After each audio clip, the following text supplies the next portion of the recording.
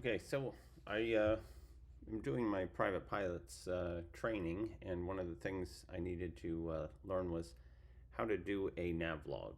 So looked around at some videos online and downloaded some PDFs and some spreadsheets and things like that. Tried to learn it and realized that it'd probably be better for me to just build one. I do FileMaker programming. This is a database application. So I built this and putting it out there on Facebook for some people to try it out.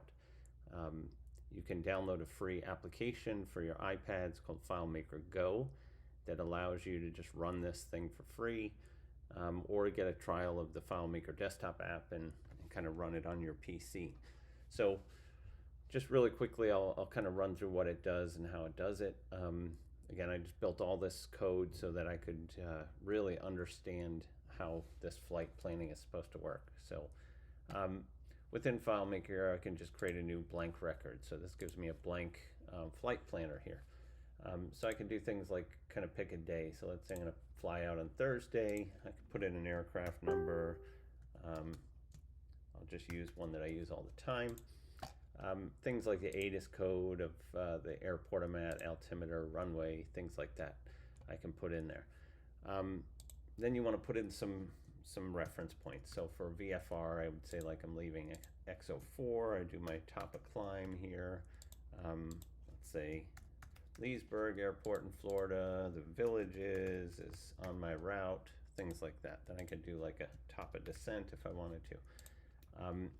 Next thing would be things like, what's my altitude? So altitude when I start, the radio there is like 123.05, I think.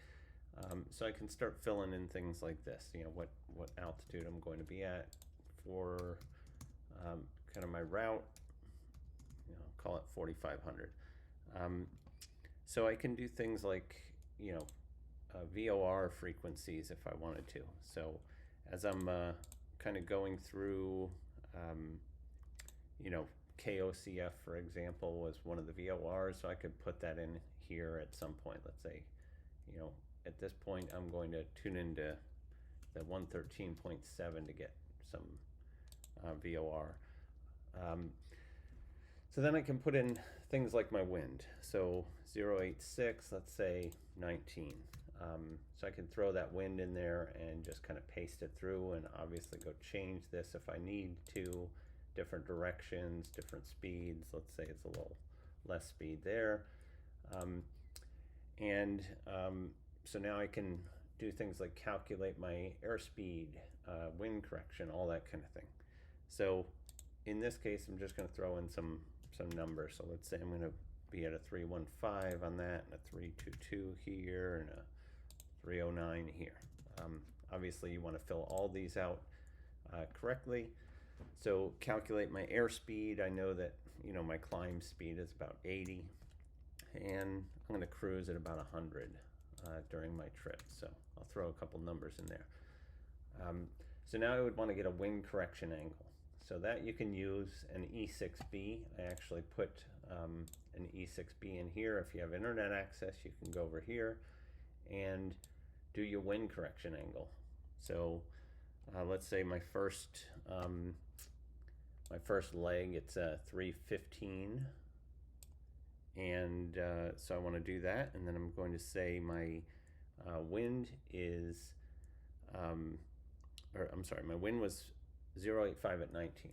So first thing I'm going to do is set my 085. I'm going to set my 19. So what I do here is just put this over the 100, and then I count up 19, roughly right there. And then my course is going to be a 315. So now I can move, to a 315. I'm going to slide that little red dot up to my true airspeed. So let's call this, in this case, 100. So my little red dot's on 100. So it's looking more like 112 or so. So there's my ground speed of 112. So I can go back and fill all that kind of stuff in if I want. My wind correction angle, when I look at that, my angle here is 2, 4, 6, about an 8. So I could go back over to my nav log and say wind correction angle of an 8 here. So that's going to change my compass heading. The variance is east is least, west is best, and you can see you can hover on certain things and it'll show you a little hint. So east is least, west is best. So I'm on the east coast, so let's say it's a -6 or something. Again, that'll give me a compass heading. And if I have a actual variance on my compass, I could put that in. So let's call that a 1 just to see what it does. Okay, so I have a few things filled in there. Now I want to kind of say my total distance, 176 miles roughly. So now I go through here and decide how long each leg is. So based on my charting and my mapping, I know this one is a 10, this one's about a 4, and then I have about a 13 miles there and maybe 11 miles there. And you just go through and fill all that out. It will calculate based on your total trip how much is left after each leg. Now, how much fuel am I going to burn? So let's call this 9.2 in my plane. And how much fuel do I have in there? I'm going to call it 35 gallons. And I use about a gallon and 1.7 gallons for run up. So now this is where it will start to calculate your fuel and other things. So I can start pasting in some data here.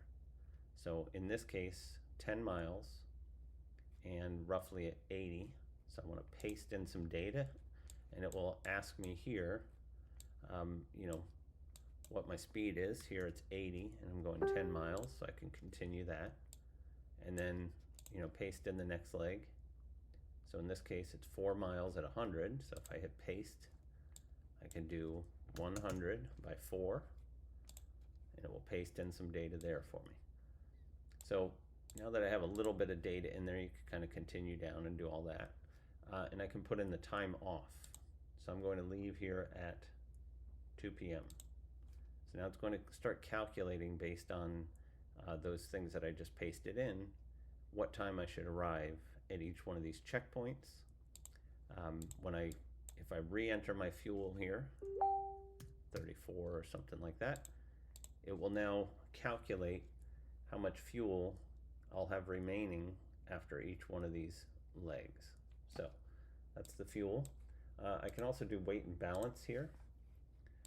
So one nice thing with this is, you know, I've got some pre-filled things. So let's say my plane is here, my pilot and passenger, I've got a rear seat, some fuel on board, maybe some baggage. So I can throw all that kind of thing in. So 1500 or 1516, I believe, is my plane. So 87.2 is my arm on that. So I know that. Pilot and passenger, call this 250 pounds. The arm on that is 80.5. Rear seat, I got 10 pounds, just a bag laying in there. I've got, you know, based on my fuel, so 34 times 6, I would just have to do that calculation. Call that 185 pounds of fuel. The arm on that is 95. I've got 11 pounds of baggage at 142.8.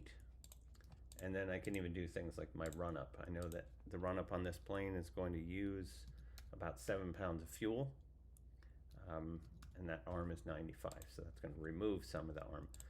So at this point, I can see total weight is 1965.